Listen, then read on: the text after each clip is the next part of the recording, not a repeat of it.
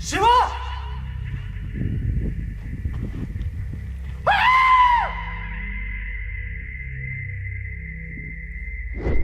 Temples. What's there inside? Just a stone, is it? Let's forget that it's God for some time. Let's talk science, okay? Let's look at the stone as a stone. Keep your gods aside for a while. I'll tell you the basics, listen. If you look at the temple structure, deep inside the sanctum sanctorum, all you will find is a stone. 6 to 7 feet or 9 feet, including the pedestal, etc. A whole lot of people are ridiculing why this much decoration to a stone. What's there in it? How can you worship this dumb stone as God? To all the idiots who are ridiculing idol worshipping, let's talk science, okay? What is it? It's a rock. What is rock? Rock is made up of metals and minerals. If you go to a valley and shout something, what does the rocks do? It will give you an echo.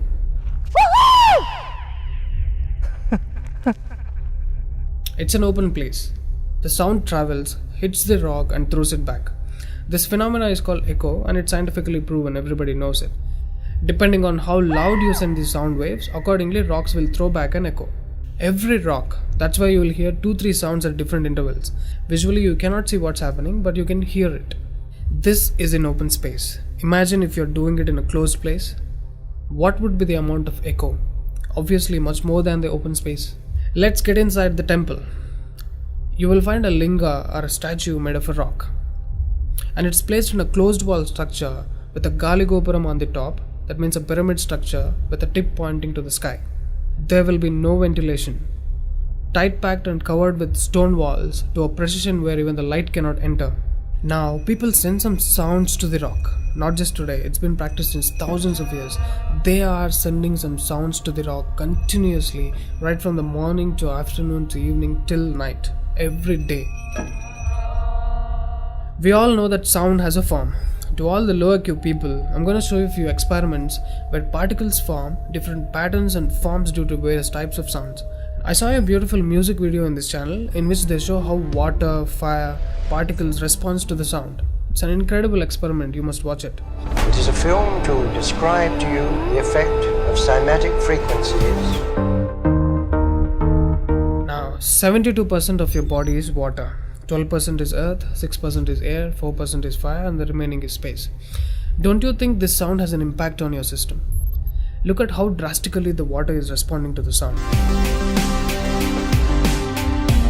Similarly, fire. In fact, everything in the cosmos responds to the sounds. That's why yogis of the past have always said sound is the basis of existence. Every form is a certain reverberation of sound. If you master the sound, you can play with the 5 elements. That's how the sages of the past used to walk on water, disappear into the air, walk through the walls, etc. In Harry Potter movie, what you have seen is just a fiction story.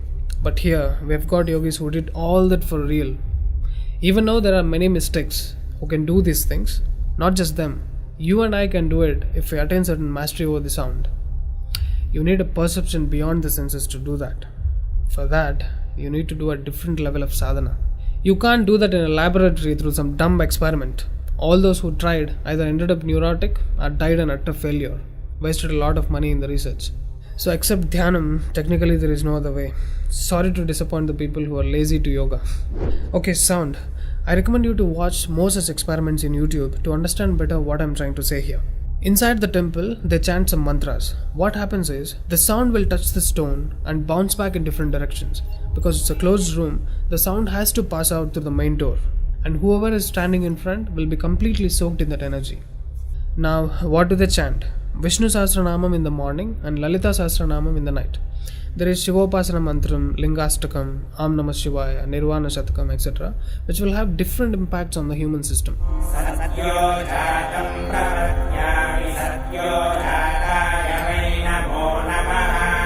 I really wanted to check what impact these sounds have on the human system. So I went to a neurosurgeon to really experiment and document the impact of these sounds on the human brain, the human system. I took my friend Rahul for the EEG test. It's called electroencephalography, where you can see the brain activity, the activity of the nervous system of a person on a computer. We played Lalita Sahasranamam to him.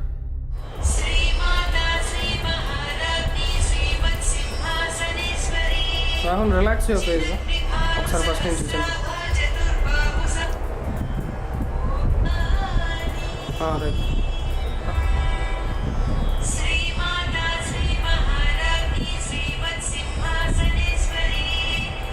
The kind of parasympathetic differences that he's getting is anonymous. Oh my god, then I understood. These sounds are engineered in such a way that the rhythm of the chant will go inside your parasympathetic nervous system and will put you into deep sleep within 3 to 5 minutes. First thing is, the chant is some thousands of years old. How could these ancient sages know that these sounds impact the parasympathetic nervous system? This they do it in the night. And in the morning they chant Vishnu Sahasranamam, the 1000 names of Bhagavan Vishnu. And again, these sounds are engineered in such a way that it will wake you up to a peaceful and refreshing state of mind. I'm sure most of you are suffering with painful wake-ups, with such an irritated mind that you can't sleep and you don't enjoy waking up. If you listen to Vishnu Sahasranamam in the morning, it will clear all these clutches in the brain and you will be super fresh when you wake up.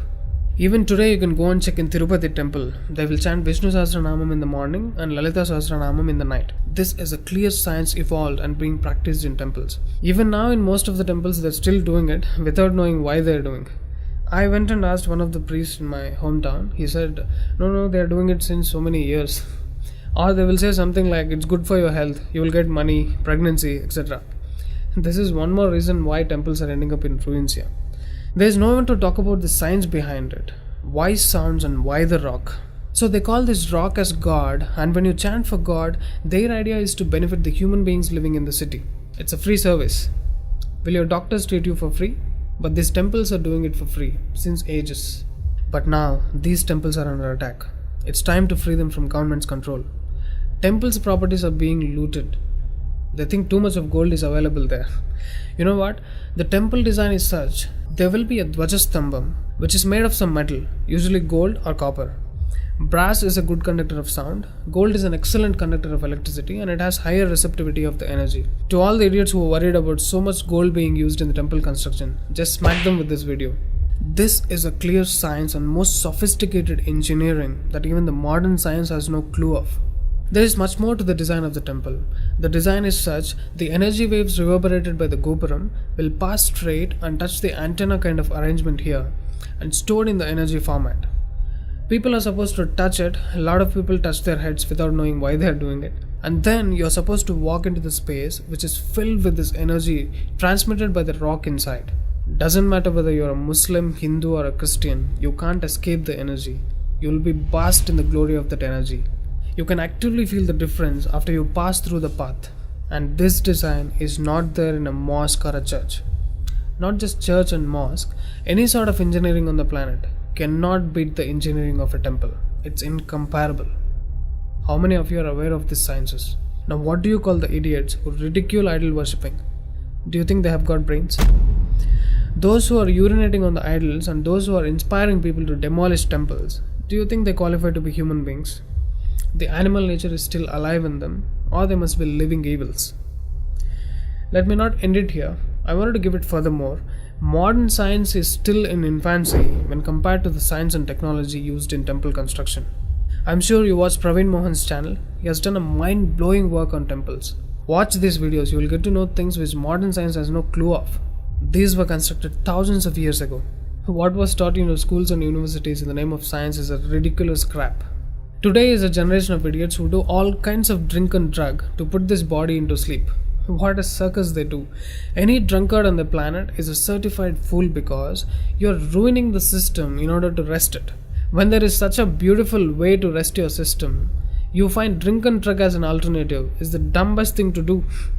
The government's encouraging drink in order to balance the income of the state. It must be the epitome of stupidity. What a horrible way to run a state. And these governments are handling the temples. Oh God, now it's time to remember the God inside the rock. It's not just a dumb stone. There is a huge science behind consecrating a rock into deity. Any number of mystics have infused the life energies into a rock and make it function like a living being. Sadhguru is the living example of a mystic who consecrated Dhyanalinga. You know what? For most people, it's not just a stone, it's a living being. There are devotees who can talk to the deity and get things done in the world. Low IQ idiots who got educated from the convent schools or those who muddle their minds with all kinds of sacred books cannot understand these devotional aspects of life. There are temples to solve every damn problem. Those problems which your doctors cannot solve. Your psychological imbalances, bipolar, neurotic, whatever. Now, these temples are in ruins. I get tears in my eyes when I look at the condition of these temples. These engineering marvels, which acted as powerful devices to communicate with the cosmos, download the energies from various places of the galaxies, are now in such a horrible condition. Idiots have no idea what these temples are made for. Worst, temples are under government's control. Temple funds are being misused like hell. Temple properties are being sold. Churches are being constructed in those places. Why? Can we all keep the fights aside and unite for the cause? Free temples from government control. Don't think your gods will come and save the temples. You should wake up and do something now. Wherever you are, whoever you are, whether you're a Muslim, Christian or a Hindu, please become a part of the movement. Free temples from Sarkar.